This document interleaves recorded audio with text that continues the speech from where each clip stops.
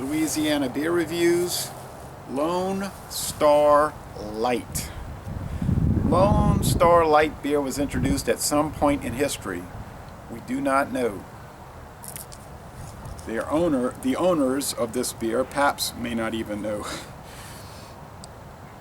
This says December 30th, 2013, so we're still within the range. Here we have their hunting presentation. You see a lot of these American-style lager beers, Miller High Life, Busch, and Lone Star Light, with their hunting theme. It says quality products, Game Guard Original. I don't know what that is. That must be some company they're affiliating with. 1 pint, brewed in Texas at the Miller Brewing facility in Fort Worth. It says right there, Lone Star Brewing, Fort Worth, Texas. Well, Miller Brewing. 12 ounces. Oh, this is per 12 ounces. This is a pint can, but for the 12 ounce can, you would get 110 calories and 3.85% alcohol. Low alcohol, it's a light beer. 110 calories, not particularly light. You want super light, get Select 55, but then you'll have no taste. Now, earlier I was drinking this, the Trappist Roquefort 10. Now, the question is, will the Lone Star Light hold up to the Trappist Roquefort 10? My contention is that it will not. But we're about to find out. However, this was about $1 a can. It's about $5.99 for the 6-pack. This is $5.99 for a single 11.2 ounce bottle. When I went to the Alamo Dome last week for the Tulane University of Texas at San Antonio football game, Pabst Brewing Company was giving away. They had 2 big tubs full of Lone Star Light, Pabst Blue Ribbon, and Pearl beer, giving away as much as you wanted to drink to the fans arriving at the game to promote their beer. Now, I spilled it.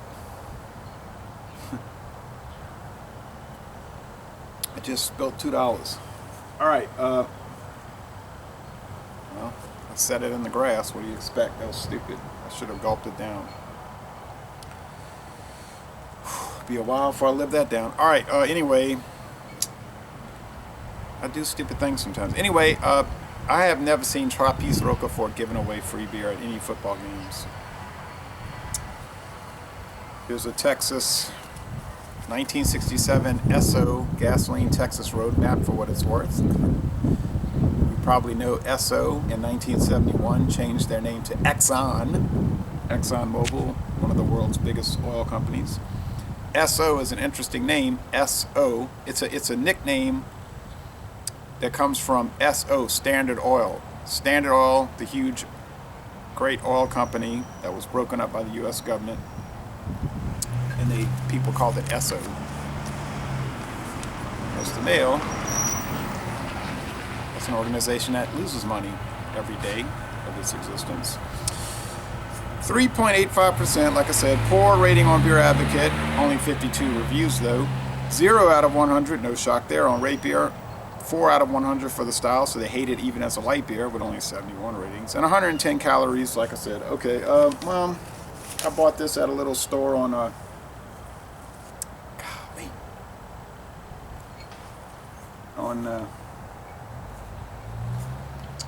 U.S. Highway 90 alternative between Houston and San Antonio.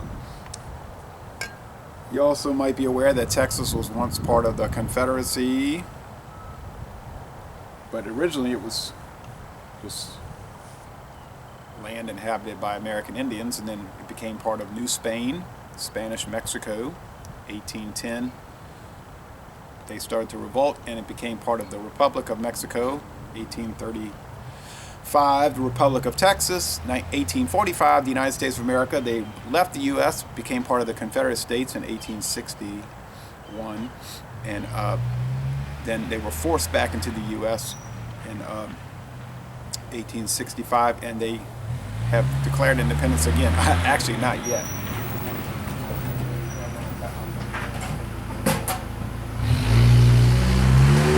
See me out here. He's so busy listening to apparently rap music, because I saw the guy rapping to himself. Okay, nothing wrong with that. Anyway, Texas hasn't seceded from the U.S. the second time yet. However, all right, anyway, off of the politics, on to the beeritics. I didn't have a Lone Star glass, so I'm using a Pabst chalice or schooner, since, you know, they're the owner. Thick, it would be, it's a medium, but it would be thick and a narrower brim glass, white head, and a clear, yellow golden, more like golden though, bubbly appearance. And it's warming up out here. It's only about 58 now, 59, might even be 60. It's cloudy though. Looks like a,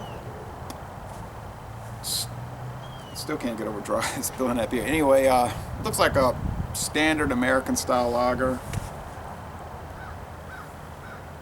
which we are all familiar with. The aroma, whoa, wait a minute. That's some grain husk in that aroma. It smells like a strong grain husk.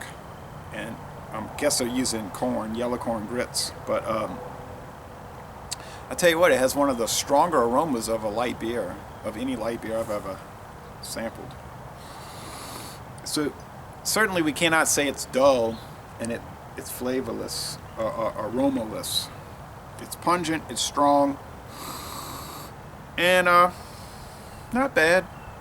A little harsh, but I mean, it's a light beer. At least it has some character. Let's go with the flavor.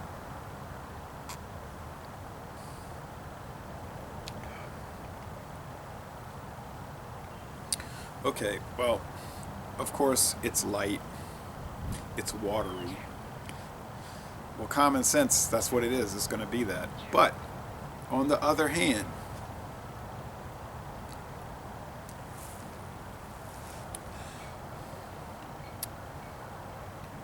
it does have flavor. It has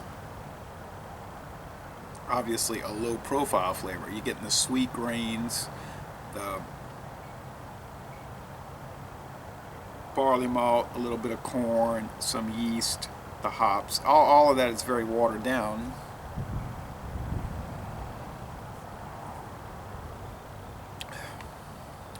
Getting a light and watery mouthfeel, and a crisp, clean, refreshing, and extremely drinkable finish. Now, I'll say this about it. It doesn't hold up to the Roquefort 10. Well, I mean, we knew that. I was just kidding. I mean, that's an exceptional ultra gourmet beer.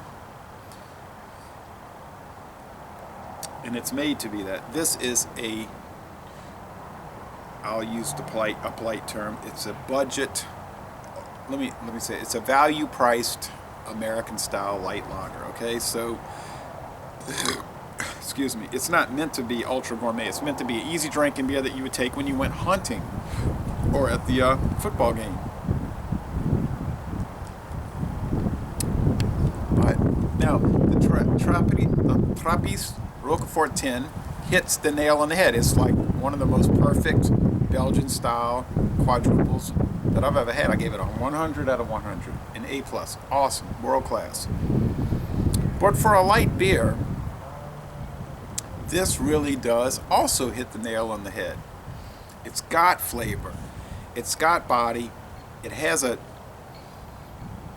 okay aroma, but the flavor, you know, most people are going to drink it out the can anyway. Not me, but most people would. If I was going to go out and buy a light beer, and I wouldn't, but if I was, this would be one that I would probably pick up. It's a little tastier than normal. It has a little more body than your typical light beers. It does have a little more calories, 110. You're starting to get away from what light beer is, but it's not like Bud Light Platinum, which is not a light beer. It's a malt liquor claiming to be a light beer, but a high calorie count. It's obviously not a light beer. But for something that's at the high end of light beer, or light beer in general, this is really good.